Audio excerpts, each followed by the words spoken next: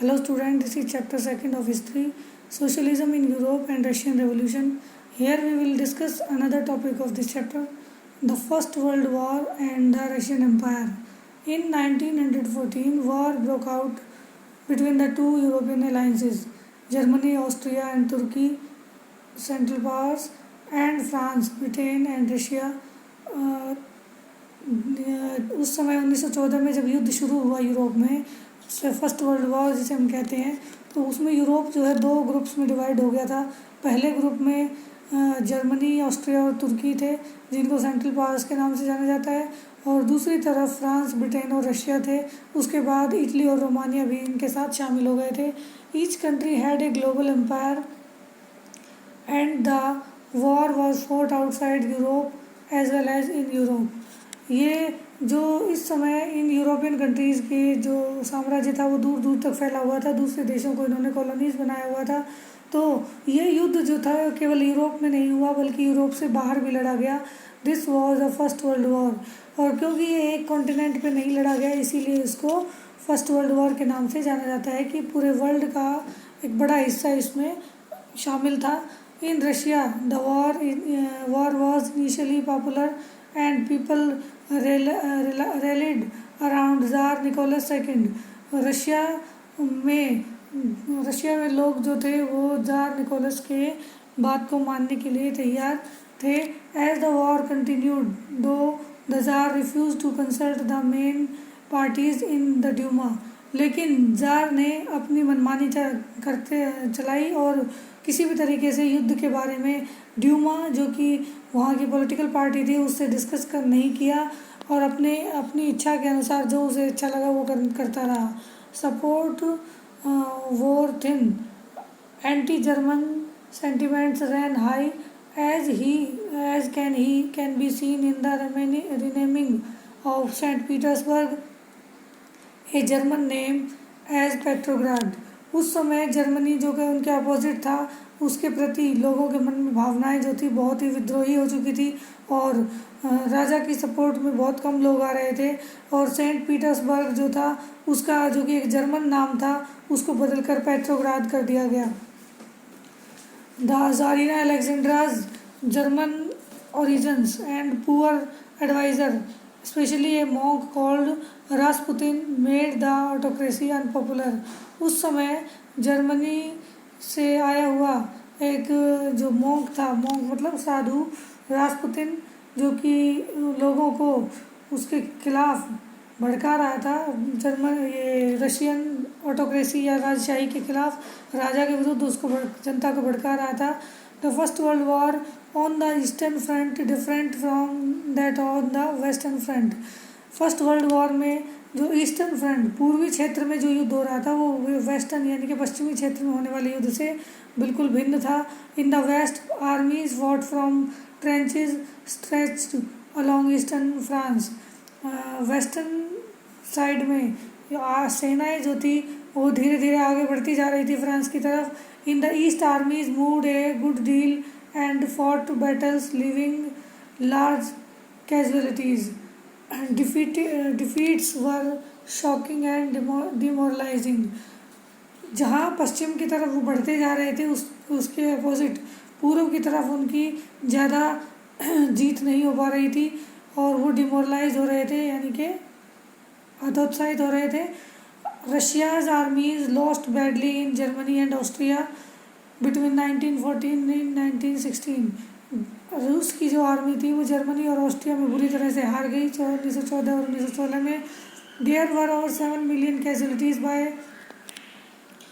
1917 as they retreated। The Russian army destroyed crops and buildings to prevent the enemy from being able to live off the land। Russian army जो थी वो जहाँ से जा रही थी वहाँ फसलों को ख़राब करते हुए अपने शत्रुओं को ख़त्म करते हुए जा रही थी। The destruction of crops and buildings led to over 3 million refugees in Russia. इतनी सारी जो बिल्डिंग्स को ख़त्म कर दिया गया था और फसलों को ख़राब कर दिया गया था, तो 3 मिलियन लोग जो थे वो रिफ्यूजी की शरणार्थियों के रूप में आ चुके थे। उनके पास रहने खाने के लिए कुछ भी नहीं बचा था। The situation discredited credited the government and the jar. Condition इतनी ख़राब हो गई थी कि सारी स्थिति जो है जार यानी कि राजा के विरुद्ध हो चुकी थी। Soldiers did not wish to fight such a war. इस तरह के युद्ध को वो सैनिक जो थे वो लड़ना नहीं चाहते थे, जिसमें उन्हें केवल हार का सामना करना पड़ रहा था। The war was had a severe impact on industry.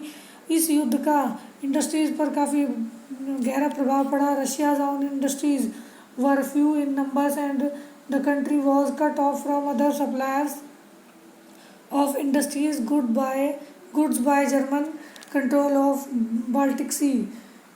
Russia में इंडस्ट्रीज़ बहुत कम थी और बाकी सारा सामान जो है वो बाहर से मंगाते थे, लेकिन जिस रास्ते से उनका सामान आता था वो एरिया जो बाल्टिक सी था वो जर्मनी के कंट्रोल में था और वहाँ से उनका सामान आना बंद हो चुका था क्योंकि जर्मनी उसका शत्रु था। Industrial equipment disintegrated more rapidly in Russia than elsewhere in Europe. By 1916 railway lines began to break down. Able-bodied men were called up to the war. As a result, there were labor shortage and small workshops producing essentials were shut down. Large supplies of grain were sent to feed the army. Industries जो थी वो धीरे धीरे बंद होती जा रही थी क्योंकि जो रेलवे लाइंस भी कई जगह जगह पर टूट चुकी थी और योग्य व्यक्तियों को सेना में भर्ती कर लिया गया था और जिसके कारण लेबर की कमी हो गई थी और जो वर्कशॉप्स थी वो लगभग बंद होनी शुरू हो चुकी थी। Large supplies of grain were sent to feed the army. जो अनाज का एक बड़ा हिस्सा जो उगाया जाता था रूस में वो सेना के भोजन के लिए दे दिया जाता था। For the people in the cities bread and floor become scarce. और जिसका परिणाम ये हुआ कि जो शहरों में रहने वाले जो लोग थे उनके लिए ब्रेड और आटा जो है काफ़ी कम हो गया था, यानी कि महंगा मिलने लगा। By the winter 1916 riots at bread shops were common. 1916 तक जो ब्रेड शॉप थी, ब्रेड की दुकानें थी, उन पर लड़ाई झगड़े या दंगे होने शुरू हो चुके थे, आपस में मारपीट तक हो जाती थी।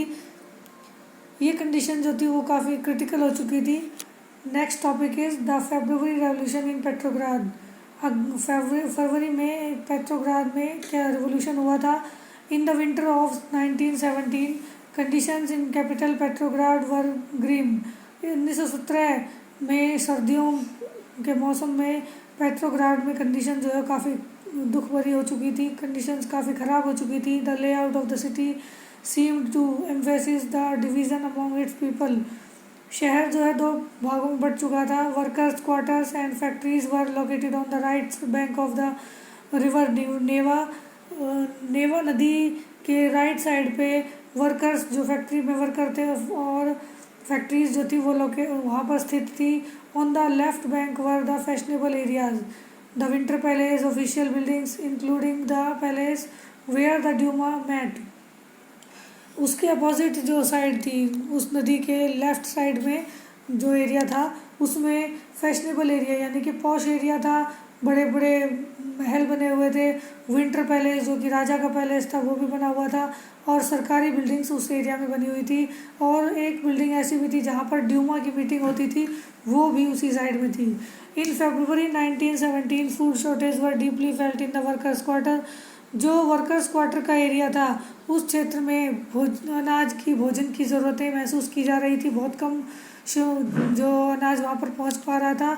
शॉर्टेज होने के कारण लोगों में भुखमरी की कंडीशन आ चुकी थी। The winter was very cold. There had been exceptional frost and heavy snow.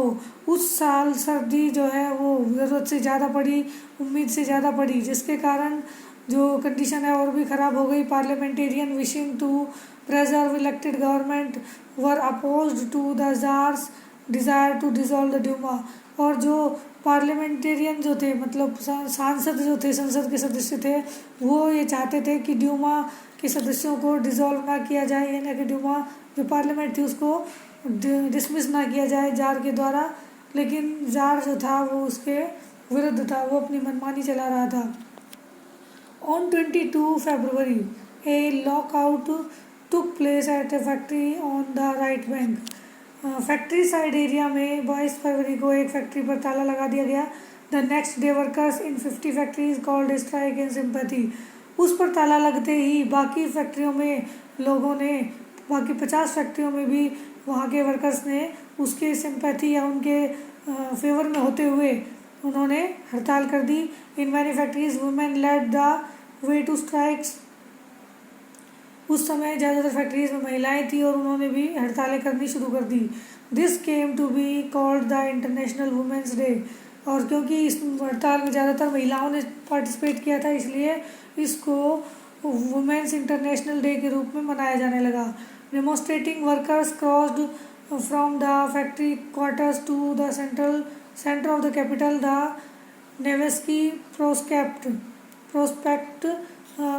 जो वर्कर्स थे वो प्रदर्शन करते हुए इस साइड फैक्ट्री साइड एरिया से जाते हुए कैपिटल के सेंट्रल एरिया में पहुंच गए, जहां पर नेवेस्की प्रोस्पेक्ट था। वो एरिया था, एक एरिया का नाम है ये। At this stage no political party was actively organising the movement.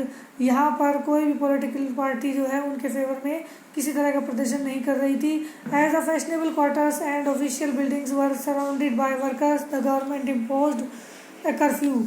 क्योंकि जनता ने यानी कि वर्कर्स ने उन फैशनेबल क्वार्टर्स को और जो ऑफिशियल बिल्डिंग्स थी उनको चारों तरफ से घेर लिया था, इसलिए सरकार ने शहर में कर्फ्यू लगा दिया। Demonstrators dispersed by the evening but they came back on 24 and 25 date. Demonstrator जो प्रदर्शनकारी थे उनको शाम तक डिस्पर्स कर दिया गया, उनको हटा दिया गया वहाँ से, लेकिन वो अगले दिन 24 और 25 तारीख को रेगुलर वहाँ पर आकर जमा हो गए। The government called out the cavalry and police to kept an eye on them। अगले जब 2 दिन तक वो नहीं माने और वहाँ पर इकट्ठा होने लगे तो सरकार ने पुलिस और सेना दोनों को वहाँ पर बुला लिया और पुलिस को उन पर नज़र रखने के लिए कहा। On Sunday 25 February the government suspended the Duma. 25 फरवरी को संडे के दिन ड्यूमा जो कि वहाँ की संसद थी उसको भंग कर दिया गया। Politician spoke out against the major. और राजनेता जो थे, उसके सांसद जो थे, वो उसके विरुद्ध बोलने लगे, यानी कि राजा के विरुद्ध कि क्यों इसको भंग किया गया है। Demonstrators returned in force to the street of left bank of the 26th। और इस तरह से प्रदर्शनकारी जो है वो 26 फरवरी को फिर से उन गलियों में उतर आए प्रदर्शन करने के लिए। On the 27th the police headquarters were ransacked, the streets thronged with people raising slogans about bread, wages, better hours and democracy।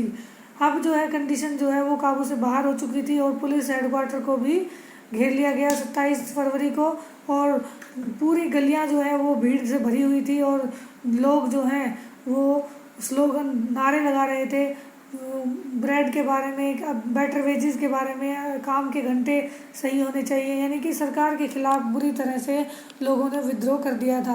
The government tried to control the situation and called out the cavalry once again. सेना को दोबारा से बुलाया गया, सरकार control में करना चाहती थी कंडीशन को। However the cavalry refuse to fire on the demonstrators. An officer was shoot at the barracks of a regiment and 3 other regiment mutinied voting to join the striking workers. इस बार सेना ने भी इन पर आक्रमणकारियों पर गोली चलाने से मना कर दिया, क्योंकि वो भी कहीं ना कहीं इन्हीं परिवारों से जुड़े हुए थे। और जो ऑफिसर्स थे, एक ऑफिसर को शूट आउट कर दिया उस रेजिमेंट के सैनिकों ने ही, और बाकी 3 और रेजिमेंट्स थी जिन्होंने जो भी विद्रोहियों के साथ मिलकर उन्होंने भी विद्रोह कर दिया। By that evening soldiers and striking workers had gathered to form a Soviet or council in the same building as the Duma met। विद्रोही सिपाहियों ने और जो स्ट्राइकिंग जो हड़ताली वर्कर थे जिन्होंने हड़ताल की हुई थी वो सारे मिलकर उन्होंने सोवियत बनाई, एक काउंसिल बनाई, यानी कि अपने बीच में से कुछ लोगों को चुना और उन्होंने जहाँ पर ड्यूमा की मीटिंग होती थी वहाँ पर वो लोग इकट्ठा हुए। This was Petrograd Soviet. ये जो घटना थी वो पेट्रोग्राद सोवियत के नाम से जानी जाती है। The very next day a delegation went to see the tsar. अगले दिन एक जो संसद सदस्य जो बनकर कुछ एक ग्रुप जो डेलीगेशन मतलब उनके प्रतिनिधि वहाँ पर गए जार से मिलने, राजा से मिलने। Military commanders advised him to abdicate, he followed their advice and abdicated on March 2 Soviet leaders and Duma leaders formed a provincial government to run the country। अब जब वो राजा से मिलने गए तो वहाँ पर मिलिट्री के कुछ कमांडर्स ने राजा को सलाह दी कि वो उनकी बात को मान ले, क्योंकि इस समय कंडीशन जो है उनके काबू से बिल्कुल बाहर है और वो किसी भी तरीके से मानने वाले नहीं हैं। अगर उनको मना किया जाता तो हो सकता है वो राजा को नुकसान पहुंचाते, इसलिए राजा ने उनकी बात को मान लिया और 2 मार्च को उन्होंने अपना पद छोड़ दिया।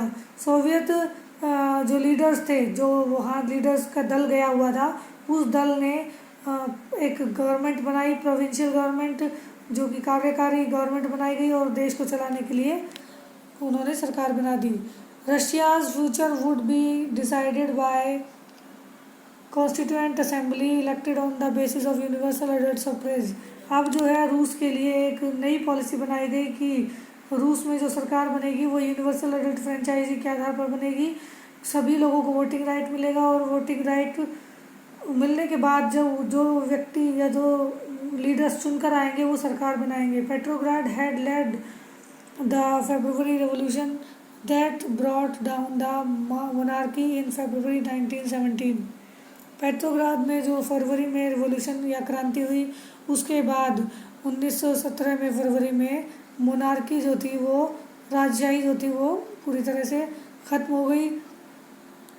और इस तरह से राजा ने समय रहते अपनी पद से त्याग देकर अपने प्राणों की रक्षा की, अदरवाइज़ उसका भी वही जो हाल होता जो कि फ्रांस के राजा का हुआ था। That's all for today, keep learning.